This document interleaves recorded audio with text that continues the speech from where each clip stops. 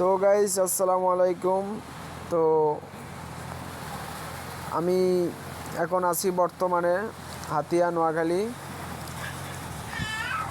Chairman গার্ডের দক্ষিণে। তো এটা হচ্ছে আমাদের পুরাতন বাড়ি।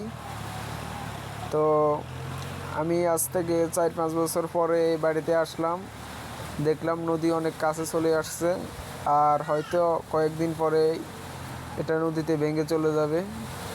তো ওটা দেখতেছেন আমাদের নৌকা, ওটা আমাদের বোট দেখা যাইতেছে।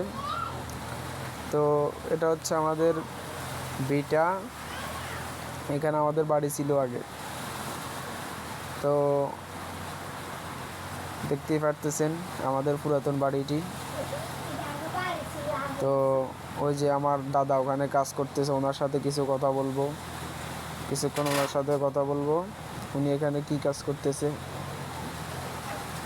উনি ধান রোপণ করতেছে এই জায়গায়। তো ওনার সাথে কথা বলতেছি। আমাদের একটা নৌকার ইঞ্জিন নষ্ট হয়ে গেছে, এখন বড় নৌকাটা দিয়ে ছোট নৌকাটা আনতে হবে, সেই কথাগুলো বলতেছি।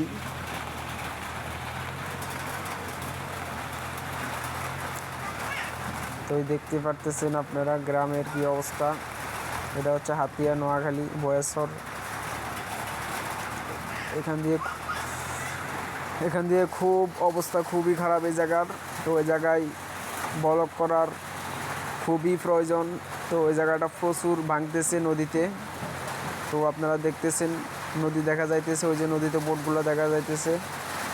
নদী আগে থেকে অনেক কাছে চলে আসছে। তো এটা হচ্ছে আমাদের পুকুর এখানে, জি এটা হচ্ছে আমাদের পুকুর, দেখতেই পারতেছেন। তো আমি বহুদিন পরে আসলাম, আমি খুবই এক্সাইটেড। তো এখন কিছুক্ষণ পরে আমাদের নৌকায় উঠবো আমরা, ওই যে বড় বোটটিতে উঠবো, উঠে আমরা নদীতে বের হব। দেখতেই পারতেছেন আপনারা কি অবস্থা। বয়েশ্বর চেয়ারম্যান গার্ডের অবস্থা খুবই খারাপ, এই জায়গায় প্রচুর ভাঙতেছে।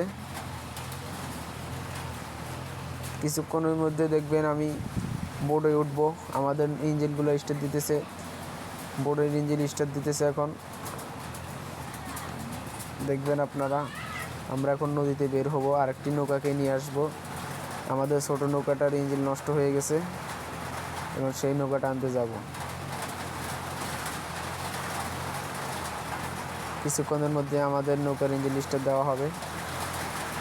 তা আপনারা সঙ্গেই থাকবেন।